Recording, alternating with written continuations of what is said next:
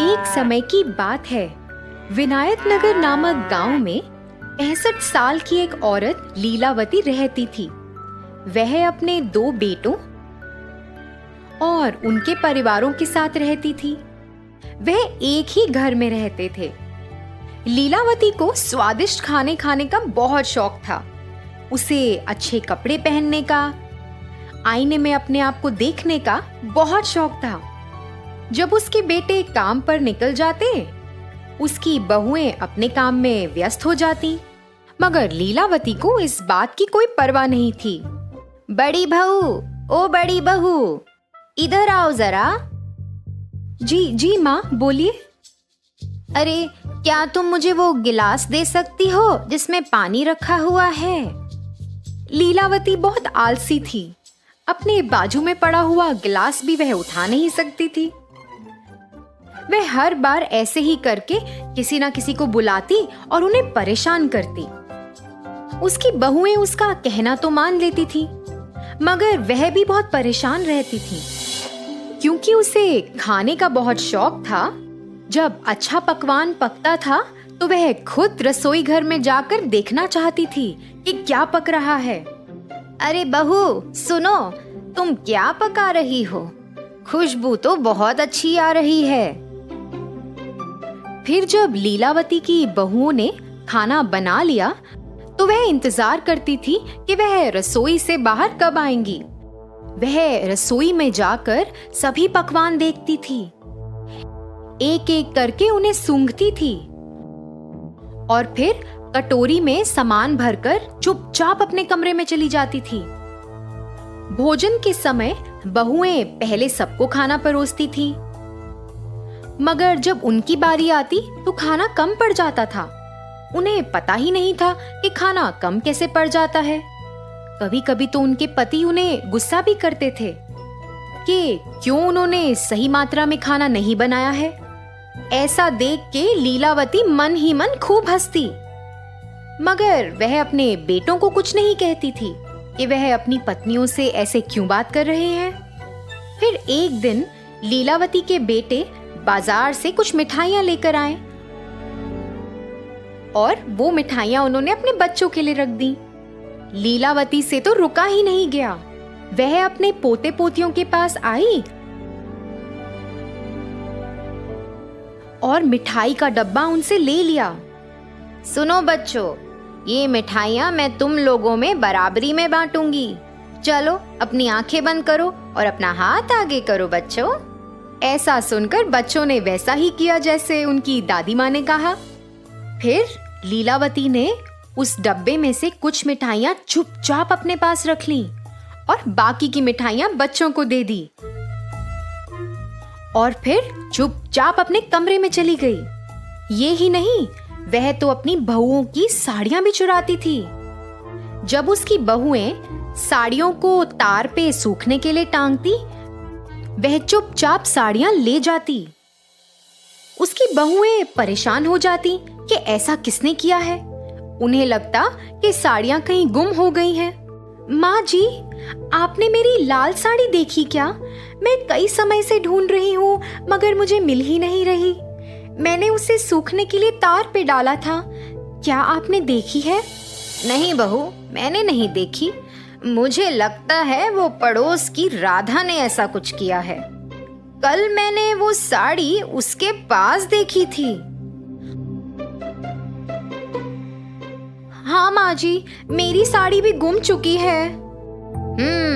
मुझे लगता है ये राधा का ही काम है।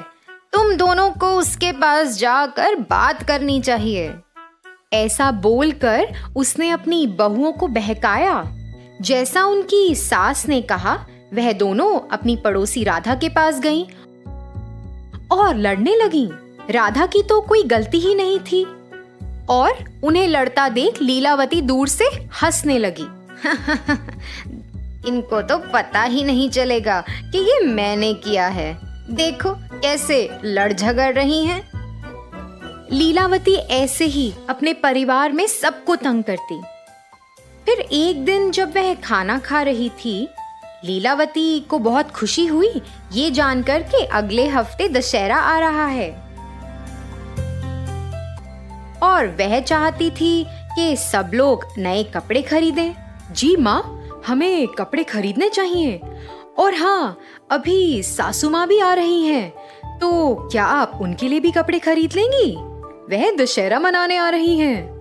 यह सुनकर लीलावती नाराज हो गई। उसे जलन मच रही थी कि वह क्यों आ रही है। आने दो उसे, मुझे पता है यहाँ से उसको कैसे भगाना है। अगले दिन लीलावती अपने कमरे से बाहर आई और उसने अपने बेटों और बहुओं को किसी का इंतजार करते हुए देखा। वह सब वेरांडे में खड़े थे। हे भगवान, देखो कैसे ये लोग उसका इंतजार कर रहे हैं।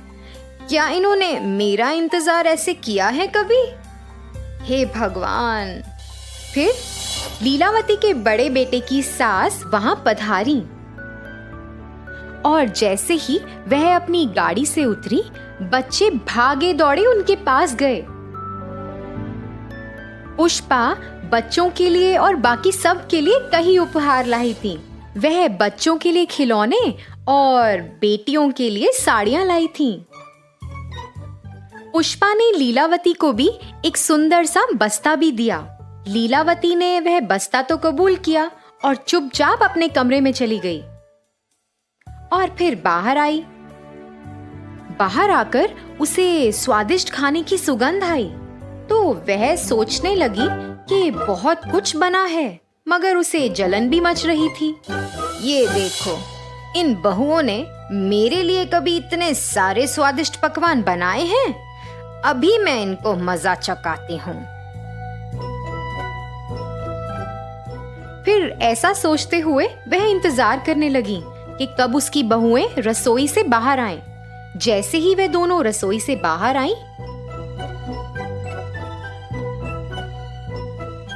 चुपचाप लीलावती रसोई घर में चली गई और पकवान में उसने खूब सारी मिर्च डाल दी। फिर जैसे ही सबने खाना शुरू किया, सब लोगों से खाया ही नहीं गया। सबको खूब मिर्च लग रही थी। सब तो पानी के लिए तड़पने लगे, मगर लीलावती ने तो खाने को छुआ तक नहीं था। मगर उसे ऐसा लगा कि सबको शक हो जाएगा कि उसने कुछ गड़बड़ की है, तो वो भी नाटक करने लगी कि उसे भी खूब मिर्ची लगी और पानी के लिए तरसने लगी। मगर पुष्पा को शक हुआ। पुष्पा ने लीलावती को कुछ ना खाते हुए देख लिया था। उसे ऐसा लगा कि कुछ तो गड़बड़ है। पुष्पा ने लीलावती पर नजर रखनी शुरू कर दी। फिर ऐसे ही कुछ दिन बीत गए। पुष्पा ने ऐसा देखा कि लीलावती बच्चों से मिठाइयां चुराती है और अपनी बहुओं की साड़ियां चुरा कर उस बस्ते में रखती है। उसने यह भी देखा कि वह चुपचाप रसोई में जाके सब्जियां कटोरी में भरकर चुपचाप अपने कमरे में आ जाती है। इन 10 दिनों में पुष्पा को लीलावती के बारे में बहुत कुछ पता चला। फिर एक दिन जब सब लोग घर पर थे, पुष्पा ने सोचा कि ये सही वक्त है कि उसे सबको बताना चाहिए कि इस घर में क्या चल रहा है। लीलावती, सुनिए, क्या आप वो बस्ता ला सकती हैं जो मैंने आपको दिया था? मैं आपको वापस लौटा दूंगी। फिर ऐसा कहकर पुष्पा झट लीलावती के कमरे में गई। लीलावती तो पुष्पा से पहले जाने की कोशिश कर रही थी, मगर असफल रही। पुष्पा ने वो बस्ता खोला और सब लोग उसके अंदर देखकर हैरान रह गए। उसमें कई प्रकार की मिठाइयाँ, बहुओं की साड़ियाँ, आईना और पैसे थे। वह ये सब अपने परिवार वालों से चुराती थी। लीलावती, तुम्हारे बेटे, तुम्हारे बहुएं और तुम्हारे पोता और पोती, ये तुम्हारा परिवार है। ये किसी और के नहीं है। ये तुम्हारा परिवार है लीलावती। तुम्हें क्या लगता है कि ये सही कार्य है जो तुम इतने दिनों से कर रही हो? माँ, आप ऐसा क्यों कर रही थी? इसी कारण से बच्चे हमेशा आपसे परेशान रहते थे। माँ, आपको नहीं लगता कि जब हम काम से घर आते हैं तो हम थके हुए होते हैं? और आपको ऐसा करने की क्या जरूरत थी माँ? आप सबके साथ खुशी खुशी रह सकती हैं। आपने सबको कितना परेशान किया है माँ। माँ जी, आपने ही हमें राधा के बारे में बताया था। वो मेरी कितनी अच्छी दोस्त थी। आपके झूठ की वजह से अब मेरी दोस्ती भी उससे टूट गई है। माँ जी, हमने आपका बहुत ख्याल रखा, आप ऐसा कैसे कर सकती हैं हमारे साथ? लीलावती को अपने से कम उम्र के लोगों को ऐसा कहते हुए बहुत बुरा लगा। ज्यादा बुरा इसलिए लगा कि वह उसके खुद के परिवार वाले थे। उसे एहसास हुआ कि वह कितना गलत कर रही थी और उसने सबसे माफी भी मांगी। उस दिन से लीलावती अपने बच्चों का अच्छे से ख्याल रखती थी।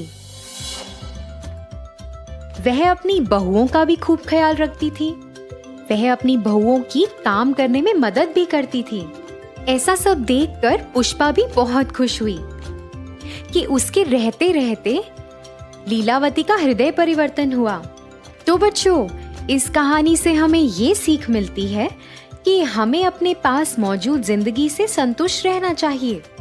उम्र के साथ हमें अपना व्यवहार भी बदलना चाहिए, नहीं तो इससे हमारे अपनों को चोट पहुंच सकती है।